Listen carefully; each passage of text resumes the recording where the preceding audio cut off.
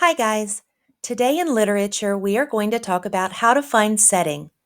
Hashtag where, when, how long. Now, the setting of a story, that is the time and the place of the story.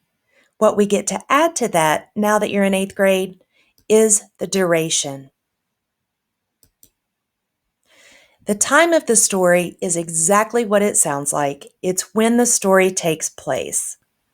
It may be a specific year, like 2020, a month, a week, a day, an hour, or you may have to estimate the time. For example, if the story says the leaves are changing, you can estimate the time as fall.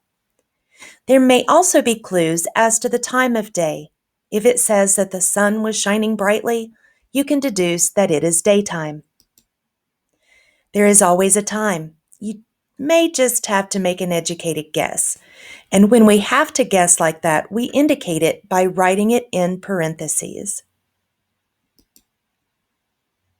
The place of a story is where most of the action happens. It can be something as wide as a country or as specific as a neighborhood. As with the time, you may have to make an educated guess. It may be as simple as outdoors, at a park, or at a party. It can even be a house, the kitchen, or in a car. If you have to make a guess, it will also go in parentheses. Now, the duration of a story. This is what gets a little bit tricky. This is how long the characters live from start to finish of your story. I know it's going to be confusing, but that's okay. You'll get the hang of it. Don't stress. It will get easier. The first step is to jot down when the story starts. Then, add when the story ends. You can now determine how much time passed from the start to the end. If a story begins in fall, for example, and then ends when you see snow on the ground, you can estimate that the time that passed was probably just a few months.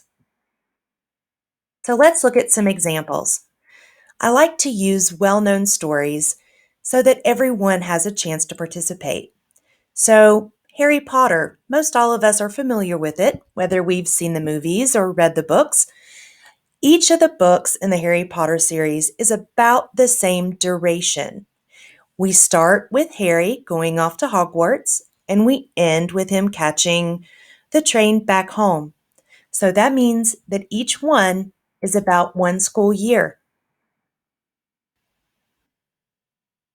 I also like to use fairy tales because they are short, sweet, to the point, and the way that they have things laid out, it's pretty straightforward. So, Little Red Riding Hood.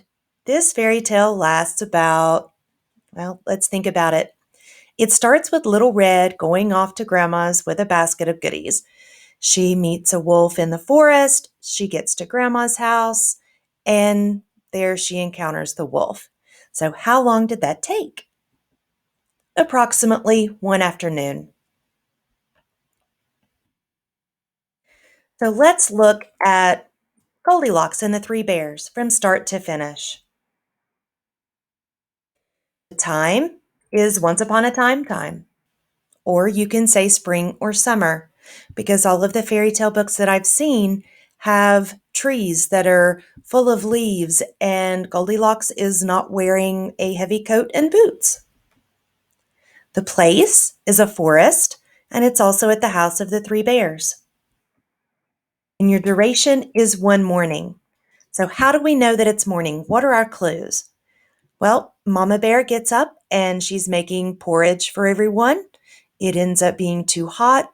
They go for a walk.